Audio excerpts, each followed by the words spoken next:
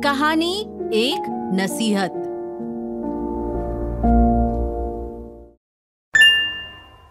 नमस्कार, रेडियो 99 पर आपका बहुत बहुत स्वागत है। मैं हूं आपके साथ अभिषेक गुप्ता और अब समय हो चला है हमारे वीकली पॉडकास्ट एक कहानी एक नसीहत का। बीते दिनों रोहित छुट्टी लेकर अपने घर जा रहे थे, लेकिन उनकी ट्रेन 3 घंटे लेट थी।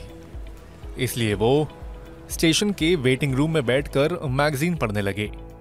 उनके पास ही दीवार पर मोबाइल चार्जिंग के लिए यूएसबी पोर्ट था। उसे देख रोहित ने सोचा कि चलो मोबाइल भी चार्ज कर लेते हैं। काफी देर हो चुकी थी, मोबाइल भी फुल चार्ज हो गया था, लेकिन ट्रेन अभी भी नहीं आई थी। शाम से रात हो चली थी, तो अब रोहित को भूख भी लगने लगी थी। इसलिए वो उठकर कुछ खाने चले गए थे। खाने पीने के बाद उन्होंने मोबाइल से पेमेंट करने की कोशिश की, लेकिन पेमेंट बार बार फेल हो रहा था।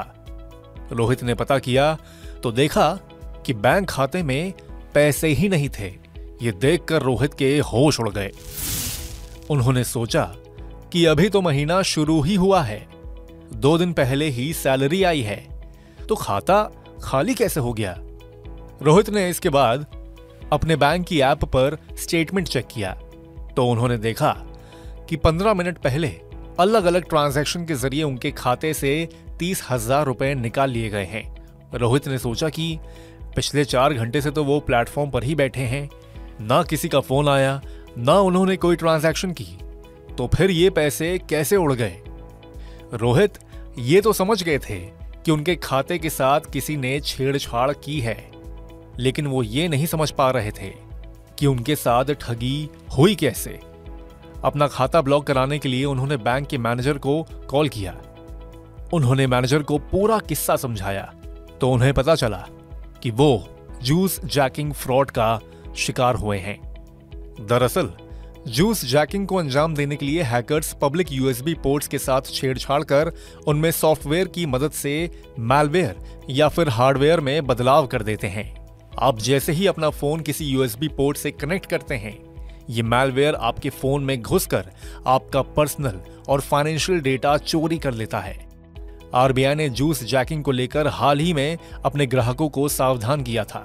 आरबीआई ने कहा कि पब्लिक यूएसबी पोर्ट्स का इस्तेमाल करके अपने फोन को चार्ज करने और पब्लिक वाईफाई का इस्तेमाल करके पेमेंट करने से उनका डेटा लीक हो सकता है। इसलिए वो अपना फोन चार्ज करने के लिए अपना निजी चार्जर ही इस्तेमाल करें या फिर पावर चार्जर साथ में लेकर चलें।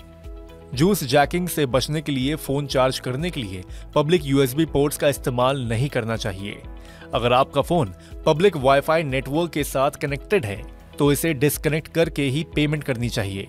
वर्चुअल प्राइवेट नेटवर्क यानी कि वीपीएन का इस्तेमाल करने से बाहरी खतरों से आप अपना बचाव कर पाएंगे।